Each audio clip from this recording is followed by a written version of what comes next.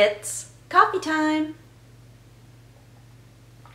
Guys, I made one of those meals that was like, I was so excited about it, and then it turned into kind of a bummer. I think because my grocery store ran out of Leeks, which is very strange to me because I wasn't aware that quite so many people in this sort of area of town would really be buying Leeks, but hey, what do I know? Typically, when I go to the grocery store, I'm used to the experience of there are specific vegetables that everybody's like, I know this vegetable, I will absolutely use this. And then there are the vegetables where people go, I don't know what that is or how to use it, so I'm just gonna leave it there. And typically Leeks are one of those. You know, they're wrapped up with like the turnips and all of that, where people go, I don't know, nope, that's okay. So I go to the grocery store today because I wanted to make this soup that's a Brussels sprout and leek soup.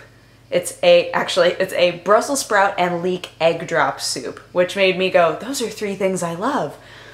And all of the comments on this like article, this cooking article, right? Everybody was like, I just tried this tonight and oh my goodness, it was incredible. I was like, really? Okay. I mean, it sounds kind of bland to me, but I'll try it because I love all of those things. So I go to the grocery store. They have everything that I need except leeks. They're completely out of leeks. It blew my mind. So instead I got a bunch of scallions because that's the only thing I could think of aside from like a yellow onion that would have the same sort of tang. But leeks are, I don't know, leeks are so special to me. Like they just have a leek flavor that's different from scallions, but scallions are like an okay substitute. So I got a bunch of scallions instead of a leek, essentially.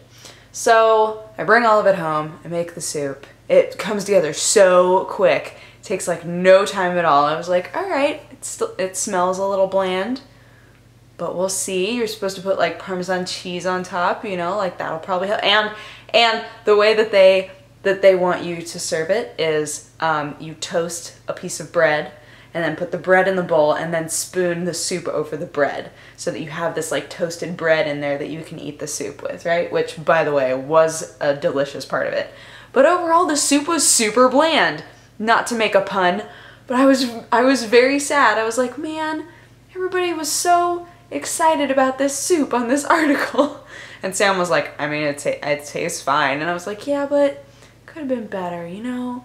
Could have been a better soup. And he was like, well, yeah, I mean, sure, but it tastes fine. And I'm just like, oh.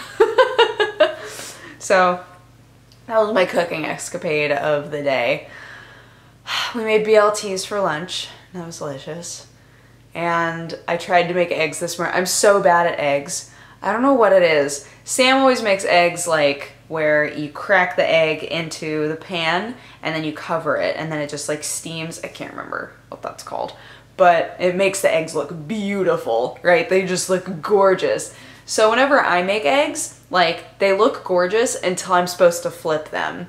And then I try to flip them and it's just like, it just turns into a monster, an egg monster. And I'm like, it's gonna taste fine, I don't care.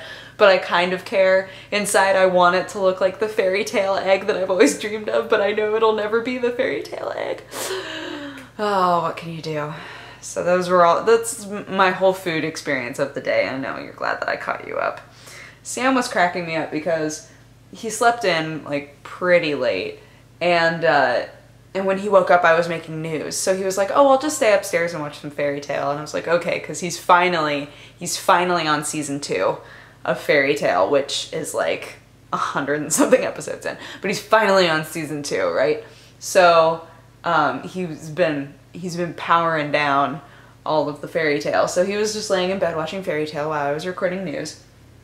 And then when it was done, I, you know, yelled up the stairs like, I'm done, you can, you know, come out of your cave. And so he came downstairs and he kept watching Fairy Tale on his computer. And I came upstairs at a certain point to put on For Real's clothes so that I could go to the grocery store. And he had just left Fairy Tale playing up here. So literally he was like watching Fairy Tale constantly downstairs. And then upstairs it was just playing every episode of Fairy Tale one right after the other. And I was like, It's about right. Okay. All right. Oh, I'm so far behind on that show. I'm like, God. What was the last episode I watched? Like 70 something. So much left to watch. There's like, what, 200 episodes now? They're airing season 2 right now, which is almost 200 episodes in, I think. Maybe more than that. Maybe less than that. I really don't know. I need to fart really bad, but I'm worried that like somebody will point it out and be like, oh, she farted but didn't mention it. And now it's gone. I've held it in so long that now it's gone. You know that feeling? Let's talk about farts for a second. You know that feeling when like you've been kind of holding in a fart and you're like, man, I really need to fart. And eventually it just kind of dissipates. Like it just stops existing.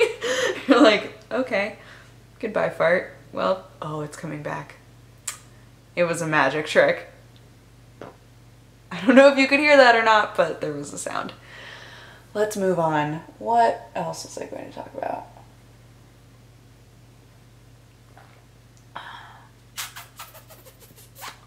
I really can't remember. What else I wanted to talk about. I've gotten a couple of messages recently that have been like, why do you love Watson Kitty so much more than you love Sherlock Cat? Which hurts.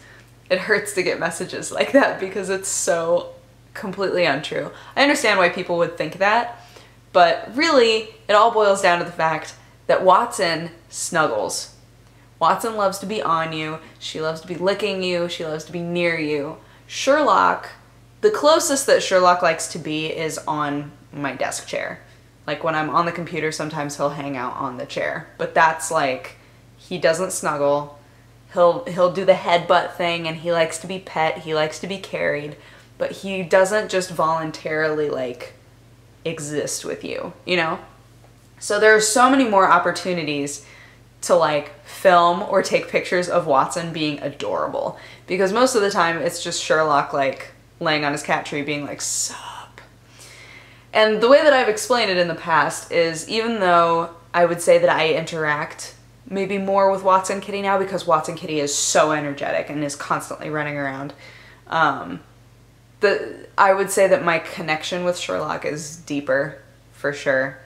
I mean, he's been in my life for longer, and I just feel like, he is, I feel like he's more attached to me, you know? Like, for Watson, to put it in like a mom and dad situation, for Watson, she's had me and Sam around a lot for her entire life.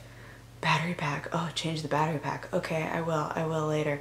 She's had me and Sam around for, you know, her entire existence in my home. So like for her, it's like, oh, I've got, you know, my people. But for Sherlock, for a long time, like it was me and Sherlock. Like that was it. And so I think that, you know, they just interact with people differently, but Sherlock and I are very close and we love each other, and that's all. And apparently my camera's gonna die, so I'm gonna go. But I hope you guys had an amazing day and an amazing weekend, and I will talk to you again tomorrow.